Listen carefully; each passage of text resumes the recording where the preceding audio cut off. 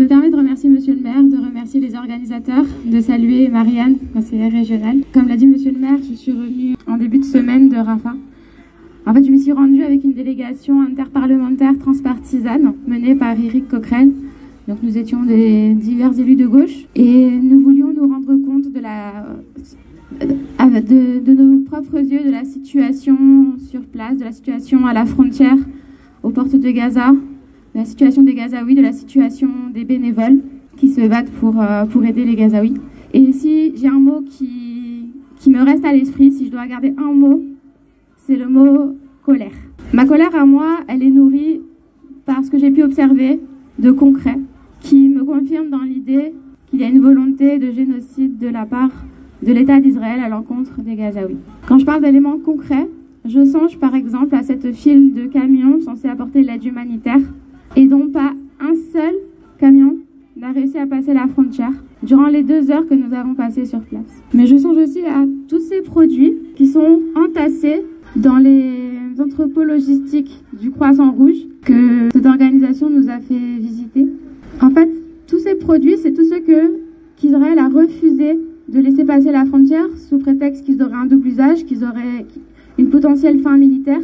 Sauf qu'ils n'ont pas précisé sur quels critères ils s'appuient. Et parmi ces objets, on retrouve des coffres à jouets pour enfants, des filtres à eau, des frigos, ou encore des générateurs pouvant alimenter des hôpitaux. Alors après, vous me direz que Israël s'amusant à bombarder les hôpitaux sous prétexte que ce seraient des bases du Hamas, à quoi ça sert de les alimenter?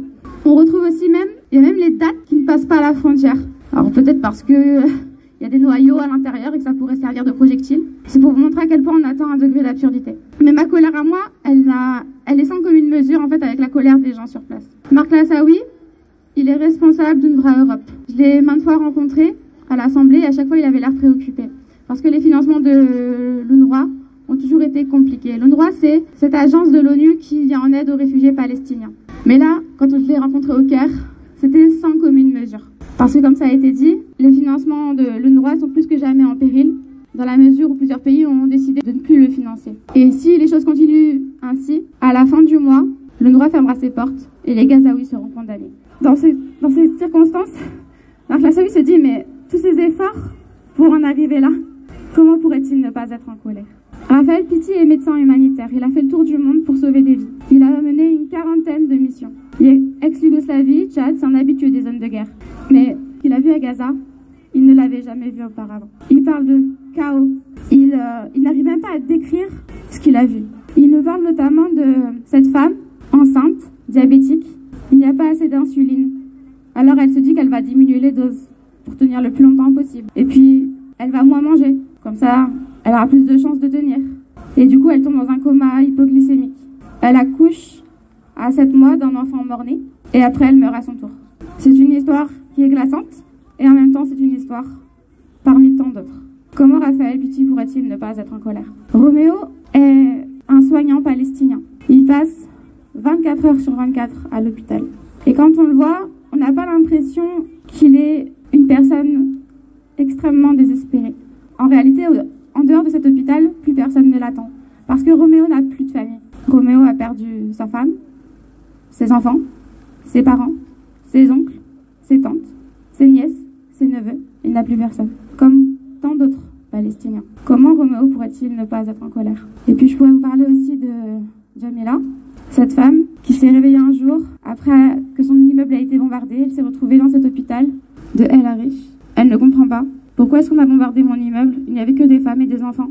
Elle a perdu 2 de ses filles dans cet immeuble. Et elle ne peut pas voir les autres qui sont coincés à Gaza ou qui sont dans d'autres hôpitaux. Parce qu'elle ne peut pas quitter son lit. Parce qu'elle a la colonne vertébrale brisée. Comment Jamila pourrait-elle ne pas être en colère?